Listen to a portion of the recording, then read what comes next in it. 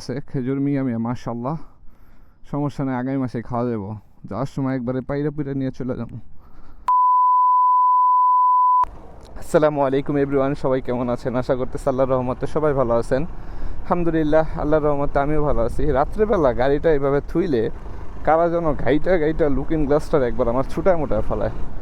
তো যাবো একটু নিউ এজ ক্লিনিকের ওইখানে একটা অর্ডার আছে। আমি আজকে ডিউটিতে আসতে দেরি করে ফেলছি। আমি যেহেতু রেস্টুরেন্টে জব করি, এটা তো আমার মন মতো না, তাদের টাইম মতো চলা লাগে। তো যাই হোক, ওই জায়গা থেকে কল দিছে রেস্টুরেন্ট থেকে যে কই এত দেরি হয় কেন, 15 মিনিট হয়ে গেছে। তো আসলাম আর কি, আসে এখন অর্ডারটা রিসিভ করে সাথে সাথেই যাইতেছি। ভিডিও অলরেডি যাইতেছি এখন নিউ এজ ক্লিনিকে, যেটা নাহিয়ানে, ওইখানে অর্ডারটা দিব। এটা আমার ফার্স্ট অর্ডার। আর গরমের জন্য প্রথম দিকেই ভিডিও করা যায়। তারপরে দেখা গেছে আমি ভাবি প্রতিদিন যে একটা দুইটা অর্ডার দেওয়ার পরে তারপরে যখন ফ্রি দূরের অর্ডার দিব তখন ভিডিওটা করব। কিন্তু তখন আর ভিডিও করা হয় না বলতে গরম বেশি থাকার কারণে নিজের কাছে অনেক খারাপ লাগে, তখন আর এর জন্য ভিডিও করি না। তো ভিডিও অলরেডি 3-4টা রেডি করে বসে আছি। সমস্যা হয়ে গেছে ক্যাপকাটে। আমি যেহেতু ভিডিও এডিটগুলো ক্যাপকাটে করি, যারা জানতে চান যে ভাই আপনি ভিডিও এডিট কিসে করেন, কোন অ্যাপস দিয়ে, তাদের জন্যই বলা। আমি ক্যাপকাট ইউজ করি, ক্যাপকাট দিয়ে ভিডিও এডিট করি। কিন্তু ক্যাপকাটে আমার সাবস্ক্রিপশন কেনা আছে। আগে ছিল 29 টাকা করে পড়তো প্রতি মাসের জন্য। এখন দেখি ওইটা একটা সিস্টেম, এইচডি কোয়ালিটির ভিডিও, আমার তো 4K, আমি সবসময় ভিডিও কোয়ালিটি করি। তো এইচডি কোয়ালিটিতে তারা 60 টাকা রাখতেছে, 59.99। তো 1 পয়সা কম আপনার এই টাকা। আর বাকিটা হলো, আর আপনি যদি আরেকটা ভার্সন আছে, কি যেন একটা নাম দিছে, ওইটা যদি নামান তাহলে আপনার 70 টাকা করে প্রতি মাসে দেওয়া লাগতেছে। এখন এই ভিডিও করার জন্য 70 দিরহাম করে প্রতি মাসে এডিটের জন্য খরচ করাটা, এটা আমার কাছে একটা বোকামি মনে হইতেছে। তাই ভিডিও করে রাখতেছি, দেখি কোন অ্যাপসের মাধ্যমে কি করা যায়, কারণ শুধু এত টাকা ব্যয় করার কোনো মানে আসতেছে না। A few moments later. পাক্কাই গরমের ভিতরে 10টা মিনিট আমার দাঁড়া করা রাখছে, তারপরে যে এখন আসলো। কি বলবো, এদের বইলেও লাভ নেই। যাই আগে দোকানের দিকে।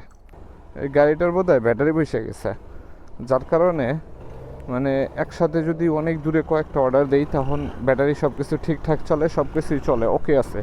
কিন্তু যখনই আমি গাড়িটার গাড়ি বলতেছি বাইক, প্রায় আধা ঘন্টা 1 ঘন্টা পর্যন্ত আমি রাইখে দিই, কোনো জায়গায় যাই না বা অর্ডারে যাই না, তখনই সমস্যাটা হয়। তখন সমস্যাটা হয় কি, গাড়ি স্টার্ট হতে চায় না, কিক মেরে স্টার্ট করার আগে।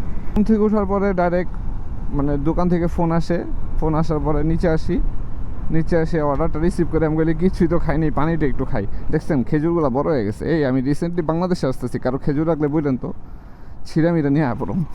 আগের বছর আমি এই জায়গা থেকে ছিঁড়ছিলাম কিছু খেজুর, এই জায়গা থেকে ছোটাই নিয়েছিলাম। তারপর এই গাছটাতে আমি চিয়ার লাগা, ওফ, এই গাছের খেজুর তো একবারে পাইকে গেছে। একটু দেখা যায়, কারণ কয়েকদিন পরেই তো চুরি করতে আমো, চুরির আগে একটু ব্যবস্থা করার দরকার যে কীরকম কী হয়েছে। এই গাড়ি পড়ে গেল নাকি? না, ঠিক আছে, খেজুর মিয়া মিয়া মাশাল্লাহ, সমস্যা নেই, আগামী মাসে খাওয়া যাবো। যাওয়ার সময় একবারে পাইরা পুইরা নিয়ে চলে যাবো। গাছ আছে।